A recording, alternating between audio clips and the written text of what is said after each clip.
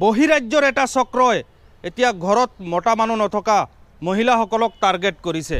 এয়া চাওক মছলা বনাই যে এইটো মই দেখুৱাইছোঁ গ্ৰিঞ্জাৰ মেচিন। এয়া চাওক গ্ৰিঞ্জাৰ মেচিন, এয়া চাওক ইয়াতে দুটা মেচিন আছে। এইটো চাওক দুটা মেচিন, মস্ত ডাঙৰ ডাঙৰ কাৰ্টুন পেকিং কৰি লৈ আহিছিলে তেওঁলোকে বহিৰাজ্যৰ, কলকাতাৰ বুলি কৈছিলে। এইটো চাওক মস্ত ডাঙৰ ইয়াতে। এই যে মেচিনসমূহ এই পুৰুষগৰাকী আহিছিলে কলকাতাৰ পৰা, তেওঁ শুদ্ধকৈ একদম বাংলা ভাষা ক'ব পাৰে আৰু এইটো তেওঁৰ মোবাইল নম্বৰ দি গৈছিলে।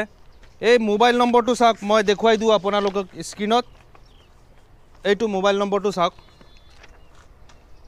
এইটো মোবাইল নম্বৰ চাওক 8944896094।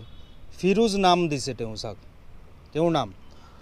তেওঁ মানে দ্বিতীয় ইস্তিমাৰ দিনা মোৰাজাৰৰ শিৱপুৰত যেতিয়া ইস্তিমা আছিলে, দ্বিতীয় ইস্তিমাৰ দিনা মানে গাঁৱে গাঁৱে গৈ প্ৰৱেশ কৰিছিলে আৰু মহিলাসকলক টাৰ্গেট কৰি বিক্ৰী কৰি থৈ গৈছিলে। কিন্তু কাৰেণ্টত লগাই ছুইচ দিয়াৰ লগে লগে দুইটাও মানে কাম নকৰা মানে অৱস্থা হৈছে। তেওঁ যেতিয়া চেক কৰি দিছিলে তেতিয়া ছুইচ দিছে, মানে বস্তুবোৰ এই বাটিসমূহ ভিতৰত ঘূৰিছিলে, ভিতৰত মানে ঠিকে ঠাকে আছিলে। প্ৰথম ছুইচ দিয়াৰ পাছত এই মানে 1 মিনিটো মানে দেৰি কৰা নাই, চেক কৰি তেওঁ দিছে। তাৰ পাছত যেতিয়া তেওঁ বিক্ৰী কৰি গুচি গ'ল তেতিয়া আৰু এই দুইটা নষ্ট। এটা 1300 টকা কৰি নিছে, তেওঁ এটা 1300 টকা কৰি নিছে, 1300 টকা। গতিকে সাৱধান হওক।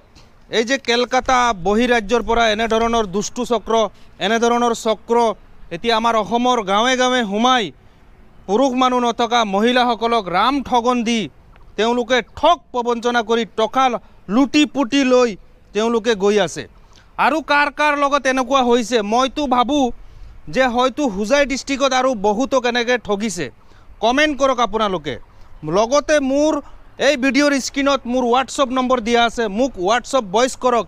এই মানুহগৰাকী যদি ক'ৰবাত প্ৰৱেশ কৰিছে বা কোনোবা এনেধৰণৰ দৃষ্টিগোচৰ হৈছে, আপোনালোকে থানাত আৰক্ষীক খবৰ দিয়ক। এইবোৰ হ'ল ঠগবাজ, মোকো যোগাযোগ কৰিব, ময়ো যিমান দূৰ পাৰোঁ সহায় সহযোগ কৰিম।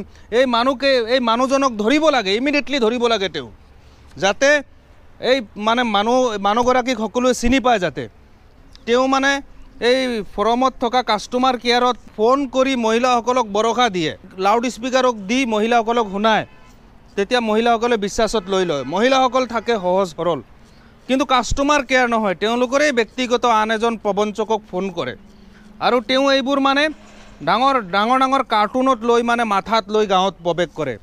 আৰু তেওঁৰ লগত আৰু মানুহ থাকে, তেওঁলোকে মানে বেলেগ চাইডে চাইডে গৈ সোমায়। গতিকে মানুহ যিমানেই সতৰ্ক হৈ আছে, ঠগ প্ৰবঞ্চনাৰ দুষ্ট চক্ৰসকল তেওঁলোকৰ পদ্ধতিবোৰ কৌশলবোৰ আৰু তেওঁলোকে সলনি কৰি নতুন পদ্ধতিত মানুহক জালত পেলাবলৈ তেওঁলোকে চেষ্টা কৰিছে।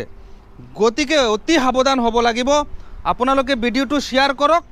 হয়তো হোজাই ডিষ্ট্ৰিক্টত আৰু বহুতো মানুহৰ লগত এনেধৰণৰ ঘটনা সংঘটিত হৈছে। এই প্ৰবঞ্চকটোৱে ইয়াতে দুগৰাকী মহিলাৰ ওচৰত এই গ্ৰিঞ্জাৰ মেচিন দুটা বিক্ৰী কৰি থৈ গৈছিলে 1300 টকা কৰি। ফোন নম্বৰ দি থৈ গৈছে ইয়াতে, এইটো নম্বৰত ডাইল কৰা হৈছিলে। তেওঁ কৈছে 20 দিন পাছত আহিব, 20 দিন পাছত ফোনে ৰিচিভ নকৰে। কাৰ কাৰ লগত আৰু হৈছে কমেণ্ট কৰক, ভিডিঅ'টো শ্বেয়াৰ কৰক, যাতে বেলেগ মানুহ সতৰ্ক হয়, সাৱধানতা অৱলম্বন কৰে, যাতে এনেধৰণৰ নতুন নতুন যিমানে নতুন নতুন পদ্ধতি ওলাক সকলো ক্ষেত্ৰত যাতে অকণমান তেওঁলোকে কেয়াৰফুল, নিজকে অকণমান সাৱধান হৈ নিজৰ যাতে পইচা বাচিব পাৰে। চাওক বহুত দুখীয়া দুখীয়া মানুহ আছে, তেওঁলোকক এনেধৰণৰ ঘৰে ঘৰে গৈ তেওঁলোকে প্ৰবঞ্চনাৰ জালত পেলাই তেওঁলোকে পইচা লুটি পুটি লৈ যায়।